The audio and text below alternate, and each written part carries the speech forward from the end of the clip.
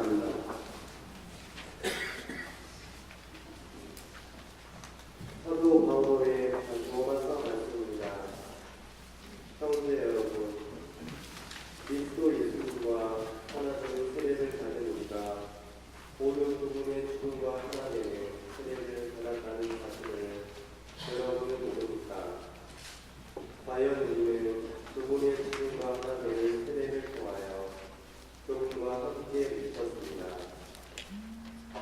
그리하여 그리스도께서 아버지의 영광을 통하여 죽은 이들 가운데서 되살아나신 것처럼 우리도 새로운 삶을 살아가게 되었습니다. 사실 우리가 그분처럼 죽어 그분과 결합되었다며 구할 때에도 분명히 그렇게 될 것입니다. 우리는 압니다. 우리의 옛 인간이 그분과 함께 십자가에 못 박힘으로써 죄의 지배를 받는 몸이 소멸하여 우리가 더 이상 죄의 종 노릇을 하지 않게 되었습니다. 죽은 사람은 죄에서 벗어나기 때문입니다. 그래서 우리가 그리스도와 함께 죽었으니 그분과 함께 살리라고 우리는 믿습니다. 우리는 그리스도께서 죽은 이들 가운데에서 되살아나시어 다시는 돌아가시지 않으리라는 것을 압니다. 죽음은 더 이상 그분 위에 불림하지 못합니다. 그분께서 돌아가신 것은 죄와 관련하여 단 한 번 돌아가신 것이고 그분께서 사시는 것은 하느님을 위하여 사시는 것입니다. 이와 같이 여러분 자신도 죄에는 죽었지만 그리스도 예수님 안에서 하느님을 위하여 살고 있다고 생각하십시오. 주님의 말씀입니다. 하나님 감사합니다. 일어서십시오. 성대하게 한옥송을 노래합니다. 할렐루야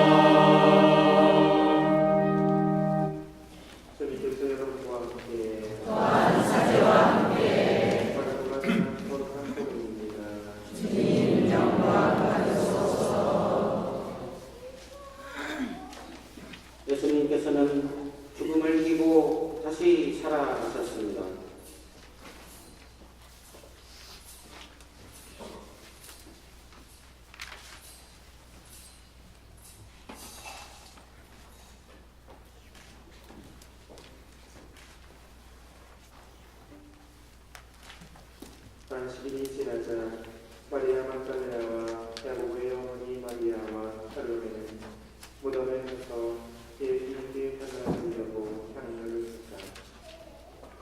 그리고 주간 첫날 매우 이른 아침 해가 떠오를 무렵에 무덤으로 갔다. 그들은 누가 그의 무덤 입구에서 훈련해 줄까요? 하고 서로말하였다. 그러고는 눈을 끌어 바라보니 그의 돌이 이미 굴려져 있었다. 그것은 매우 큰 돌이었다. 그들이 무덤에 들어가 보니 웬 젊은이가 하얗고 긴 겉옷을 입고 오른쪽에 앉아 있었다. 그들은 깜짝 놀랐다. 젊은이가 그들에게 말하였다. 놀라지 마라. 너희가 십자가에 못 박히신 나자렛 사람 예수님을 찾고 있지만 그분께서는 되살아나셨다. 그래서 여기에 계시지 않는다. 보아라, 여기가 그분을 모셨던 곳이다. 그러니 가서 제자들과 베드로에게 이렇게 일러라. 예수님께서는 전에 여러분에게 말씀하신 대로 여러분보다 먼저 갈릴레아로 가실 터이니 여러분은 그분을 거기에서 뵙게 될 것입니다. 주님의 말씀입니다. 그리스도님 찬미합니다.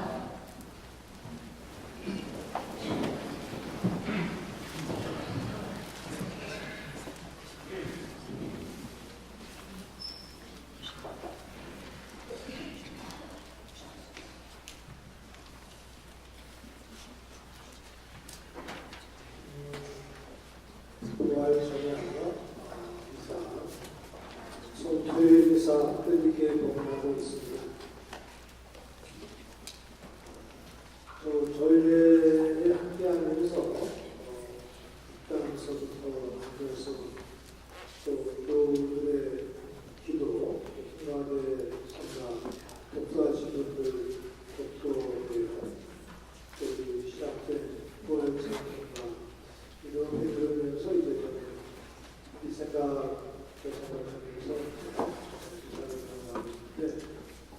이 성토요일 부활 전날 미사는 우리 가톨릭 전례 1년 모든 전례의 종합입니다.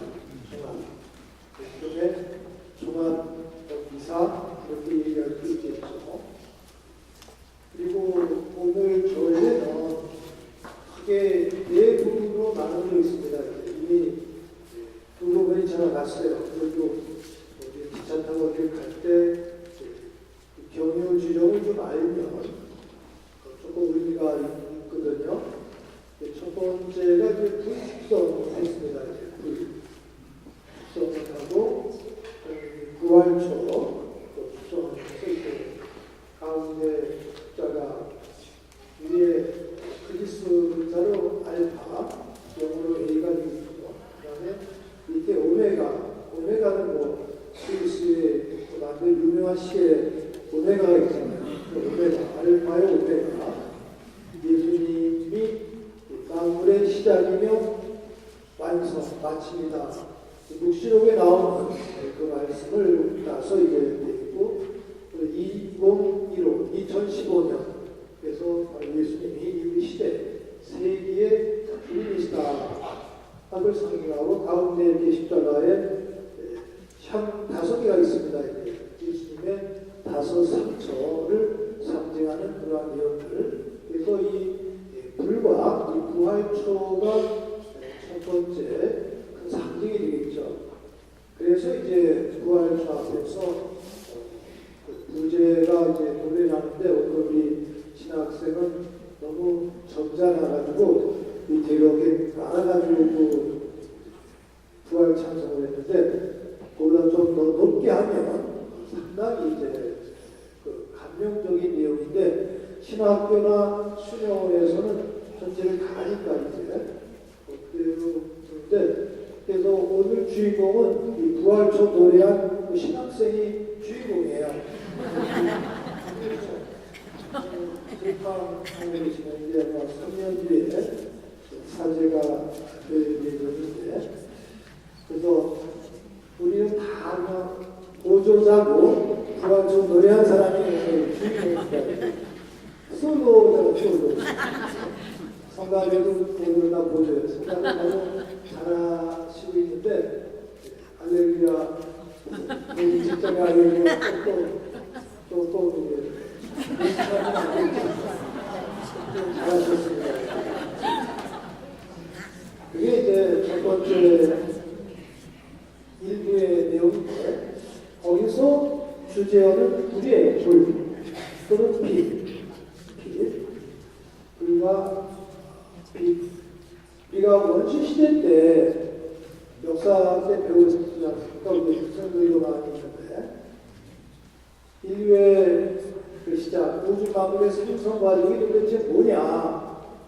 학자들이 막 하다가 불, 물, 바람 또는 뭐 흙 이런 걸로 이렇게 우리 지구의 생성 과정을 이렇게 설명을 했는데, 그 학자들은 사람이 불을 발명이랄까 발명하면서 이 문화가 완전히 바뀌어졌다는 겁니다.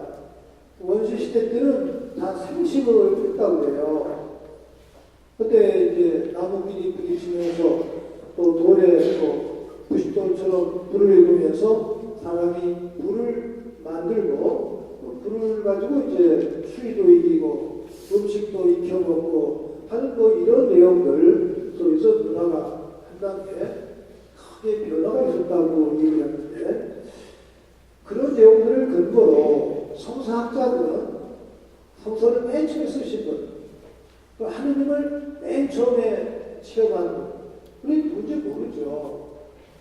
가정으로는 아브라함 또는 모세 이런 그 성조들로 상징을 하는데, 어쨌든지 맨 처음에 하느님을 체험하신 분, 그 체험은 너무나 강력한 거예요. 그래서 혼자 그 간직을 할 수가 없어요. 나누게 되어 있습니다. 우리도 큰 기쁨이 있으면 가장 가까운 건 사람들과 나누잖아요. 엄청난 체험, 그 신앙적 체험이 있습니다. 그 체험을 가족들과 함께 나누죠. 개인적 체험을. 그래서 이제 아브라함과 함께 성도들 가족의 이야기가 형성되고, 조금 더 넓게 이스라엘 민족 공동체 이야기가 형성이 됩니다. 이제. 그러면서 오늘날 우리가 갖고 있는 이 구약 성경이 각자 따라 조금씩 설명은 다릅니다만 적어도 한 400년 또는 500년에 걸쳐서 성서가 집대성된 것이다, 이렇게 얘기를 합니다. 400여 년 동안. 그런데 그 내용을 기원전 6세기 바빌론 유배 생활을 하고 나서 종합을 해야 되는데, 인류의 첫 체험 또는 400~500년의 신앙적 체험과 역사, 이거를 창세기 1장에 종합을 합니다. 이제 그럴 때 첫 번째 주제어가 빛이었어요. 하느님께서 아주 혼탁한 세상, 또 무질서한 세상, 카오스, 거기에서 빛이 생겨라. 아주 창조의 첫 원리와 첫 과정을 빛으로 설명하는데, 이 빛과 불은 한 짝이지 않습니까? 불과 빛. 그래서 우리 옛날 원시시대 하느님과 맺었던 첫 번째 체험을 상징으로 불축성과 함께 부활초를 우리가 설정하고, 또 부활초 노래에서 이 구원된 우리들의 노래 과정을 쭉 이야기합니다. 2000년은 또는 3000년의 성경과 교회 사이의 압축이에요. 예수님까지 온 그 내용을 신앙으로 노래를 하는 것인데, 이 부활 전야미사는 아주 성대한 음악 회와 똑같습니다. 이제 평소에 뭐 음악가들이 뭐 악기도 연습하고 또 하지 않아요? 그리고 연주 때 연주를 잘해야 돼요. 연주 때 좀 실수하면 안 좋잖아요. 우리 일상의 삶이 연습이고 이 부활 전야 성토요 미사에 오게 우리가 모두 다 연주하는 거예요. 성가대뿐이 아니고 우리 기도로서 모든 시간이 그냥 연주를 해야 됩니다. 연주하기 위해서는 집중을 해야 돼요. 집중. 근데 대부분 이렇게 기도 그리고 이상해. 들었다 껐다 이러다 또 조금 있다 때 세례 갱기 할 때 또 촛불 켜요 이제. 근데 그 의미를 이렇게 아시면 재미가 있어요. 재미가 있습니다. 그러면 신이 나는 거예요. 첫 번째에서 불과 빛이 주는 그 교훈, 부활주가 주는 교훈을 또 내가 세례받은 다음부터 지금까지 살아왔던 그 과정을 한 번씩 이렇게 예수님 안에서 정립하면 참 좋겠습니다. 이렇게 그 내용들. 제가 이 작년에도 말씀드렸을 때 부활초의 별명이 있잖아요. 부활초 별명 뭐라고 제가 작년에 말씀드렸죠? 부활초. 왕초. 초도 이게 왕이야. 부활초인데 왕초. 그러니까 예수님 초니까. 그래서 이 초는 세례 때 이 초를 놓고 저기서 불을 다 배웁니다. 이제 우리가 하느님의 빛, 그리스도의 빛으로부터 내가 밝아진다. 그리고 세상을 밝게 해야 되겠다. 이런 의미가 있죠. 이제. 그리고 또 장례미사 때 돌아가시잖아요. 그럼 장례미사 때 이 부활절을 또 함께 놓고 미사를 봉하고 60년 이전에는 그런 전례가 없었어요. 근데 이제 전례 기억하면서 이 부활초와 함께 예수님과 함께 살다 해서 죽더라도 예수님과 함께 부활한다. 근데 장례 때 또 이 부활초를 놓고 미사를 봉합니다. 그러니까 이 초는 우리 삶의 상징이고 또 예수님께서 여러분은 세상의 빛입니다. 그랬어요. 우리가 다 부활초가 되어야 돼요. 우리가 나를 비추고 가족을 비추고 세상을 비추고 이 어두운 세상을 밝게 해야 됩니다. 빛이 존재하는 곳에는 어둠이 사라지게 되어 있어요. 근데 우리 시대가 참 어둡습니다. 시대가 약간 어두워요. 왜? 다 빛이 꺼졌어요. 그리스도인들이 그리스도인답게 살지 못하기 때문에 세상이 빛이 꺼졌어요. 그러니까 악마들만 뛰고 있는 거예요. 어둠의 세력들만. 오늘 밤 이 부활초에서 다시 빛이 타게다가 내가 나를 태우면서 어둠의 세력을 물리치는 정화의 주역이 되셔야 된다. 이 부분이 제 1부에서 함께 다짐할 수 있는 내용들이 제 2부는 독서가 사실 7개입니다. 7개. 근데 이제 보통 본당에서 다 생략을 해서 우리는 4개 읽었어요. 독서 부분에서. 그거는 구원의 역사를 쭉 우리가 압축해오는 거예요. 우리도 이제 왜 조상들 생각하면서 차례 올릴 때 간혹 그 집의 가장이 선조들의 행적이라든지 또 그 집의 가훈을 이렇게 말씀해 주시잖아요. 그러면서 이제 우리 어린이들은 할머니, 할아버지나 뭐 선조들 못 뵈셨지만 우리 집에 가풍이 이렇구나, 가훈이 이렇구나 체험을 합니다. 이제 오늘은 성경을 통해서 그 신앙의 체험의 역사를 쭉 우리가 훑고 있는 거예요. 그것이 7개의 성경 말씀으로 우리가 요약을 했는데 본당에서는 좀 너무 힘드니까 그 중에 4개, 두 번째 읽었던 탈출기는 꼭 읽게 되어 있어요. 우리가 세 번째 독서입니다만 그거는 마지막으로 거 읽어라. 그래서 오늘은 우리는 이제 읽고 성경에서 4개를 읽었는데 독서하신 분들 목소리도 좋으시고 다 잘 읽으셨어요. 제 욕심 같아서는 다 오시라고 해서 한 번 한 번 집중하고 싶은데 이 미사가 12시에 끝나요, 12시에. 제가 중요했다고 생각하시면 각자 다들 간직하세요. 다들 독서 잘하셨어요. 독도 거기 나가시고 감독도 천천히 잘하셨어요. 그런데 독서자는 잘하셨는데 듣는 사람이 잘 들어야 돼요. 이 독서 내용 뭐예요? 첫 번째 그 독서 창세기예요. 그 주제가 빛이고 마지막에 인간 창조 하느님께서 일곱 주에 쉬셨다. 그게 이제 신앙 고백입니다. 하느님은 이런 분이시다. 근데 그 기술 내용은 신화적인 내용입니다. 역사적인 과학적인 얘기가 아니라 신앙 고백인데 그 내용의 순서는 신화적인 표현이에요.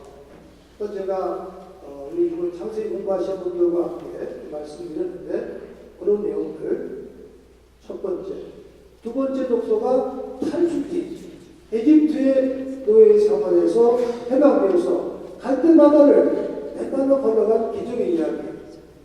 제가 어렸을 때 이 수행기, 지금 오늘 두 번째 독서 탈출기를 선생님한테 설명드리면서 조마조마 하더라고요. 해방의 길 가는데 앞에 가로막힌 게 바다예요. 뒤에서는 에집트 군인들이 말 타고 막 쫓아오는 거예요. 근데 얼마나 어린 마음에 그 얘기 들으면서 좋아하죠. 옛날에 무슨 활동도 없었잖아요. 그냥 선생님 말만 듣는 거예요. 그런데 모세가 기도를 하니까 지팡이로 물이 딱 시간 가라졌다는 거 아니에요. 얼마나 시원해요. 다 건너갔어요.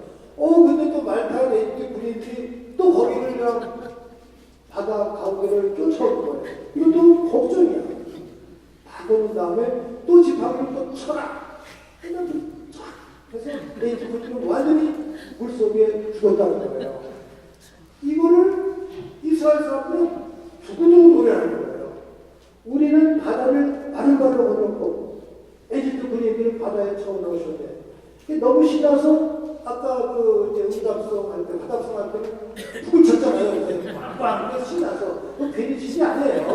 그때는 전례적으로 신났다, 살았다, 건넜다. 적들은 물에 빠져 죽었다. 그런 거예요. 그런 마음으로 우리를 괴롭히고 있는 이 정치 적들, 우리 그걸 기억해도 물에 빠져라. 그렇게 기도해야 되는 거예요. 그게 시편 기도예요. 시편의 기도를 보세요. 하나님, 원천들을 그냥 죽여버려 주세요. 물에 빠져 죽겠어요. 이렇게 기도한다고요. 근데 그게 부활을 향한 산 기도예요. 산 기도. 이거 저리가 알려주지 이거 그뿐이야, 그뿐. 성령의 비밀이에요. 근데 어릴 때 그런데 조마조마하다가 그러고 하나님은 우리를 보내주신 분이시다. 아들의 재능을 물려주신 분이시다. 이걸 두고두고 고백을 하는 겁니다. 그 세 번째 이사야 예언자의 말씀 속에서 나올 때 세구를 주신 하나님, 우리가 목마른 사람들로 가라. 목마른 건 힘들잖아요. 또 늘 그걸 하십니다. 그 다음에 이제 우리가 네 번째 것은 에zekiel 예언자는 또 유배에서 해방되어서 이제 새 계약을 맺어 하나님과 내가 새 마음을 주겠다. 새로운 마음 다시 태어나는 거예요. 이미 구약 성서에도 세례 의미가 깔려 있습니다. 그리고 이제 독서 끝난 다음에 이제 우리 성도교회에 종쳤잖아요. 이제 그걸 대형 방송할 때 이제 어둠의 시간이 끝나서 예수님 벌하시던 상징한도에서 이제 종치고 대형 방송 크게 불렀습니다. 그런 의미에서 극적으로 이 전례를 이제 구성하고 있습니다. 이제 그리고 나서 로마서를 읽으면서 우리가 예수님을 믿는 우리는 어떻게 되냐? 세례 의미를 깨달아라. 세례는 지난날 잘못된 삶을 정리하고 그리스도와 같이 사는 삶이다. 예수님처럼 살아야 된다. 그럼 예수님처럼 산다는 것은 희생하고 헌신해. 먼저 죽어야 돼. 이제 뭐 헌신. 그런데 어제 성금요일 전녁 때는 오늘 오신 분의 반 정도? 반도 안 되는 것 같아요. 좀 엉성하게 이렇게 오셨습니다. 이 부활을 잘 되려면 내년부터는 성금요일 오셔야 돼요. 금요일 쌓고 근데 우리 수석의 성당뿐이 아니고 모든 성당이 다 그래요. 성금요일은 씁쓸해. 근데 예수님이 토요일날 야 이놈들아 나 죽었을 때는 안 하고 하나님 하는 거냐? 예수님이 그러신단 말이에요. 그러니까 결심하세요. 내년에는 성금요일 저녁에 오셔야 돼요. 그래서 예수님이 어떻게 해서 왜 들어가셨는지를 듣고 묵상하셔야 돼요. 그래야지 부활이 일어나야 되는데 이거 다 그냥 무임승차야 무임승차. 죽지도 않고 와서 부활하는 거라고 있어. 가톨릭 신자 중에 그래서 짝퉁이 많아 짝퉁이.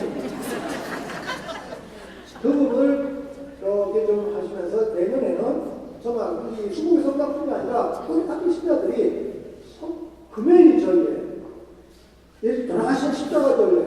어제 이들은 미사가 아니고 십자가 전례예요.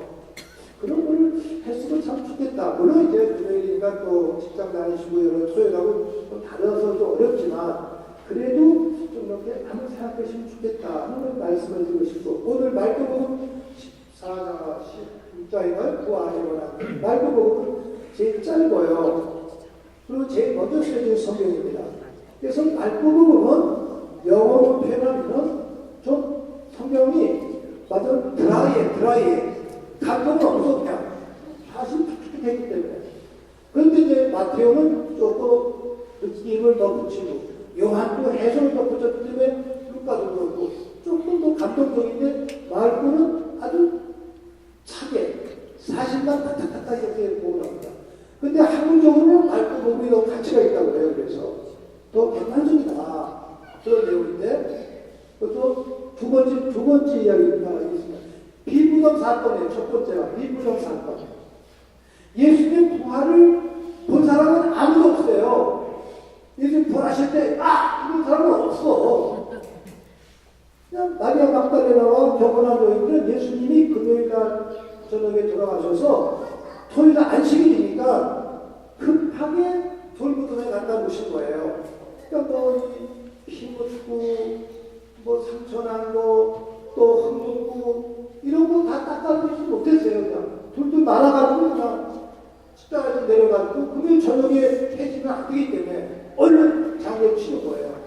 근데 그게 마리아 막달라나에게 많이 아팠어요. 예수님 시신은 내가 좀 잘 닦아드려야 되겠다. 그래서 향유를 가지고 이른 새벽에 무덤을 갈 거예요. 안식일은 오늘이 안식일입니다. 그래서 못 가고 새벽에. 그게 또 부활 지나는 것도 재밌어요.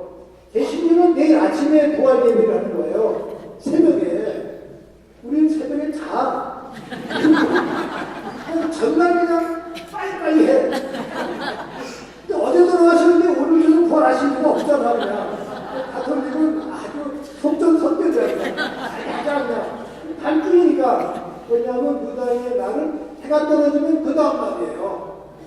이게 그때는 그 날짜가 다 떨어졌으니까 저녁에 얘기를 해서 대신 빨리 이제 부활하시자. 그래서 가톨릭의 부활일은 빨라요. 개신교는 꼭 새벽 4분인데 지금 5시에 곳곳에서 이제 부활절 연합 예배가 있지 않습니까? 그래서 제가 부활 예배 이렇게 신문을 볼 때마다 재밌어요. 우리는 저녁서부터 그냥 일찍 하는데 개신교는 부활 아침에 또 이제 일어나서 하는구나. 근데 이게 어쨌든지 성경을 보면 안식일 일 새벽에, 안식일 다음날 일 새벽에 이렇게 되어 있습니다.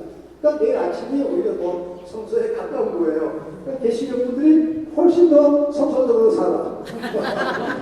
또 아주 현실적으로 사는 거예요. 밤중 예들 하면서 그렇게. 그런데 가니까 무덤이 비었어요. 얼마나 놀랍니까? 그래서 호동기는 베드로와 요한에게 와서 소식을 전하니까 베드로와 또 요한도 무덤에 가고 내일로 요한도 보내는데 그래가지고 이제 무덤에 가서 그 피무덤 사건 이게 성서의 첫 번째 이야기입니다.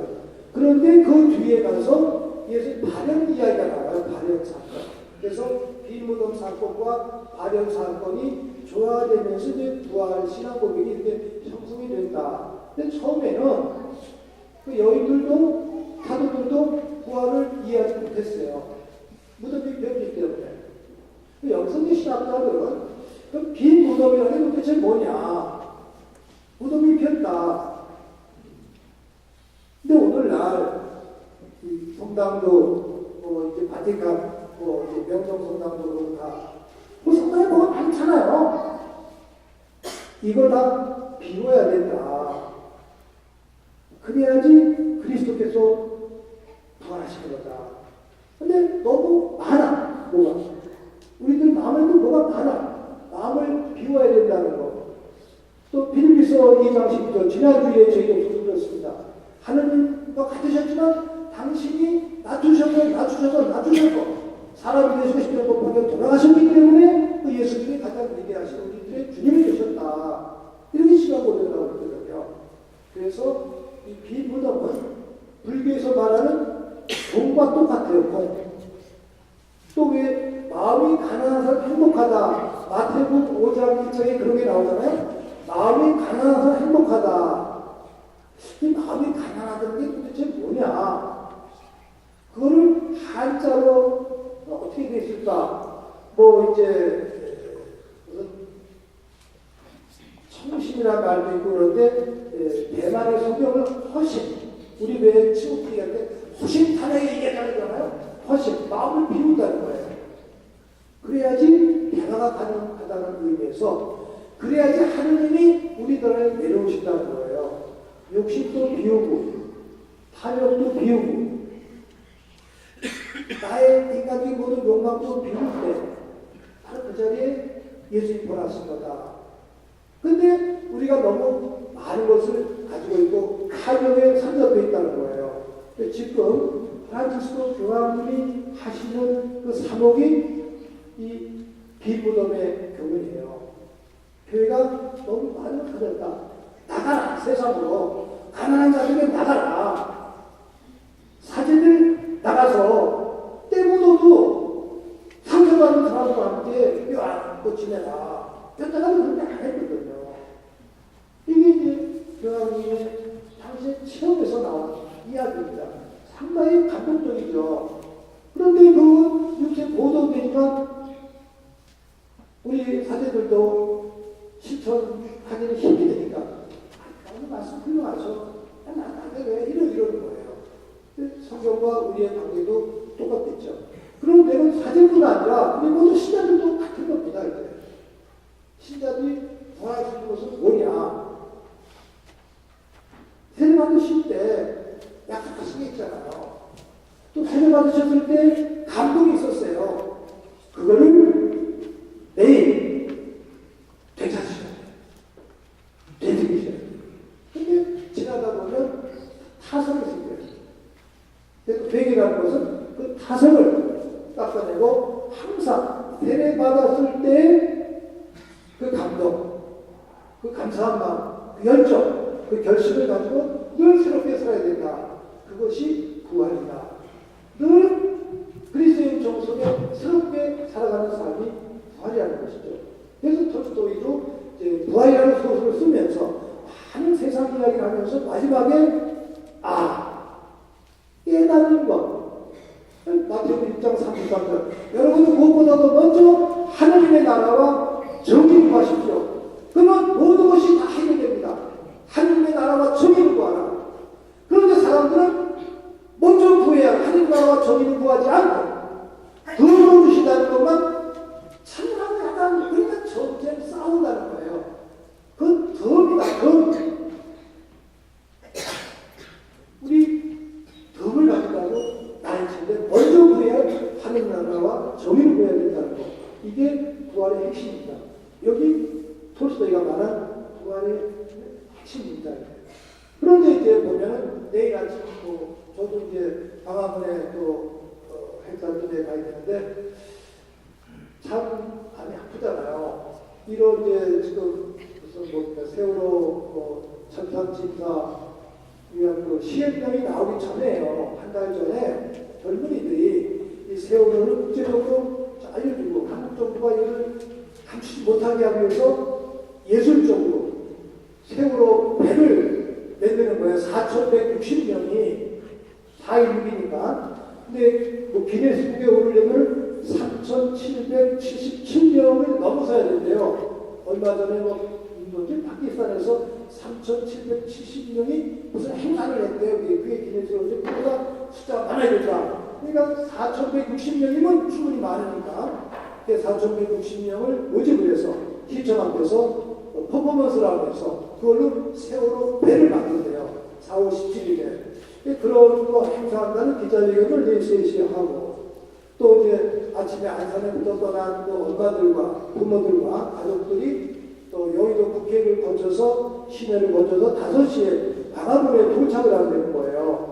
그래서 거기서 이제 촛불 문화제, 이 정부의 회개를 촉구하면서 또 당국자들의 회개를 촉구하면서 진상규명을 요청하면서 행사를 한다는데 저도 일을 하고 있으니까 내일 부활인데 이 부활이 아직 우리 축이면서 부활이 됐지만 그러니까 가족들에게 부활이 안 왔잖아요. 이걸 하기 위해서 함께 해야 되겠구나 이런 생각들을 하고 있는데 오늘 인사 저녁에 하시고 혹시 예수님을 만나셔서 마음을 비우신 분들은 5시에 광화문에 오시고 더 마음을 비우신 분들은 저 행복항에 가시고 거기서 시부들 많이 가 있어요. 내일 가서 찾아기더라고요. 내일과 모레 그런 내용들. 그리고 행복항에는 광주교구 전담 신부님이 배치가 되어 있어요. 그걸 위해서 전담을 하기 위해서. 그래서 거의 순리가 된 거예요. 여기가 한국의 골고타다. 그래서 이제 광주교구 신부님이 한번 전담을 하면서 기도도 하고 미사도 매일매일 봉헌하면서 지냅니다. 이제 올해 성지순례는 다 행복하고 갔어요. 다른 데 가지 말고 행복하고 가는 게 전대사 100번씩 받을 수 있는 아주 성기니까 그런 내용들 오늘 이 부활 저녁에 제가 알려드리면서 제가 이렇게 말씀드리는 거는 본당 신부님이 하나님께서도 했지만 하느님께서 하시라고 제일과 열어주셨어요. 잠시 눈 감고 부활의 의미에 되시면서 각자 개인적인 기도, 가정을 위한 기도, 시대를 위한 기도, 본당을 위한 기도 함께 마음으로 잠깐 올리겠습니다.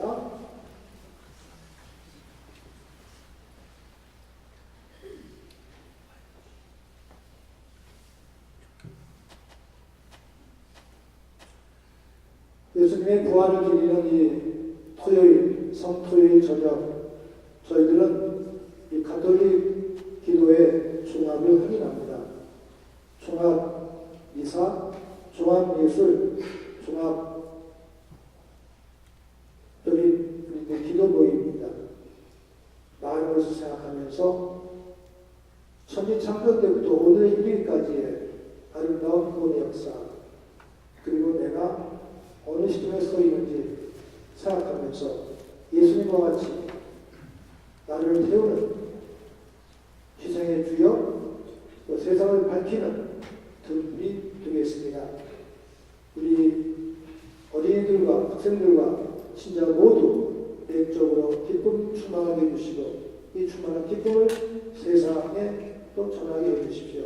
주님의 참된 제자 십자가의 죽음과 부활의 증인이 되겠습니다. 저희 모두를 주님 축복해 주시고 이끌어 주시고 특히 세월호 참사 희생자들과 가족들의 아픔 예수님 십자가의 아픔으로 또 용인시켜 주시고 부활의 기쁨 꼭 각인시켜 주시기 간청합니다. 시대를 고민하고 가지는 저희들의 기도로 허락해 주십시오. 성령 안에서 부활하신 예수 그리스도를 통하여 비나이다. 아멘. 일어나십시오. 무릎을 올렸습니다. 지금부터 생수축복 회전이 시작됩니다. 물은 인간의 갈증을 들어주며 타락한 인간의 본성을 새롭게 합니다. 사제는 이 물을 거룩하게 대해 주십사고 또 드립니다. 지나는 교회자 여러분, 전능하신 하나님 아버지께 이 물에 감격하시어 이 물로 다시 나는 형제들이 하느님 자녀들과 함께 그리스도 안에 모이도록 기도합시다.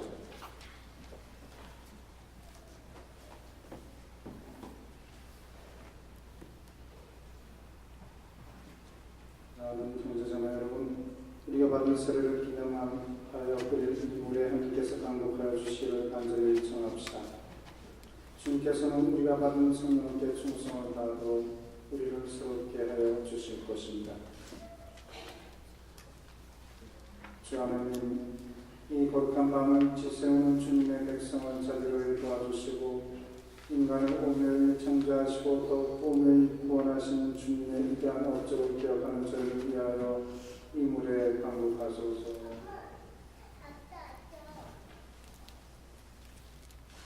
주님께서는 땅을 기억하게 하시며 사람이 갈증을 끌고 몸을 깨끗이 씻도록 이 물을 만드셨나이다. 또한 이 물로서 이스라엘 백성을 중세에서 해방시키시고 사막에서는 그들의 갈증을 풀어주시어 주님의 자비를 보여주셨나이다. 예언자들은 이 물을 통하여 주님께서 사람들과 맺으실 새로운 계약을 미리 알려주었나이다. 마침내 그리스도께서는 요르단강 물을 거룩하게 하시어 재생의 세례를 마련하시고 부패한 인간 본성을 새롭게 하셨나이다. 그러므로 이 물로서 저희가 이미 받은 세례를 기억하게 하시며 부활 시기에 세례를 받은 교우들과 기쁨으로 하나 되게 하소서. 우리 주 예수 그리스도 통하여 기나이다. 아멘.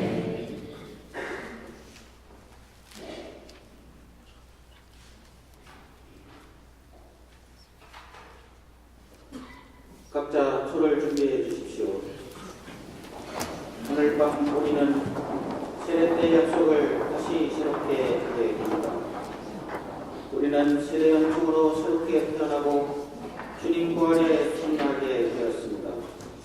빛의 자녀인 우리는 세상으로부터 오는 모든 유혹과 악을 물리쳐야 한다는 세례 때 약속을 되새기면서 더욱더 주님과 일치하도록 합시다. 지나는 형제자매 여러분, 우리는 세례로 파스카 신비에 참여하여 그리스도와 함께 죽고 그리스도와 함께 새 생명으로 살아났습니다. 그러므로 우리는 오늘 사순식을 마치며 마귀와 그 행실을 끊어버리고 거룩한 가톨릭 교회 안에서 하나님을 섬기겠다고 다짐한 세례 사역을 새롭게 합시다. 여러분들이 세례 때 받은 세례 사역을 함께 기억하면서 저희들에게 저희 질문에 대답하여 주시기 바랍니다. 여러분들은 하나님의 자녀로서 자유를 누리기 위하여 죄를 끊어버립니까? 끊어버립니다. 예, 끊어버립니다. 죄의 지배를 받지 않기 위하여 악의 유혹을 끊어버립니까? 예, 끊어버립니다. 죄의 뿌리인 마귀를 끊어버립니까? 예, 끊어버립니다. 천주의 창조주 전능하신 천주 성부를 믿습니까? 예, 믿습니다. 동정 마리아께 잉태되어 나시고 고난을 받으시고 묻히셨으며 죽은 가운데서 부활하시고 성부 은편한 주신 독생 성자 우리 주 예수 그리스도를 믿습니까? 예, 믿습니다. 성령과 거룩하고 보편된 교회와 모든 성의 총공과 죄의 용서와 육신의 부활과 영원한 삶을 믿습니까? 예, 믿습니다. 우리 주 예수 그리스도의 아버지 전능하신 하느님, 저희 죄를 용서하시고 저희를 물과 성령으로 다시 나게 하셨으니 우리 주 예수 그리스도 안에서 주님의 은총으로 지켜주시며 영원한 생명을 주소서. 아멘. 이제 성수예절이 시작됩니다. 사제가 성수를 부릴 때 세례 때 약속을 기억하고 하나님의 사랑에 감사드리면서 십자성어를 그으십시오. 성수를 부리는 동안 성가 67번을 노래합니다.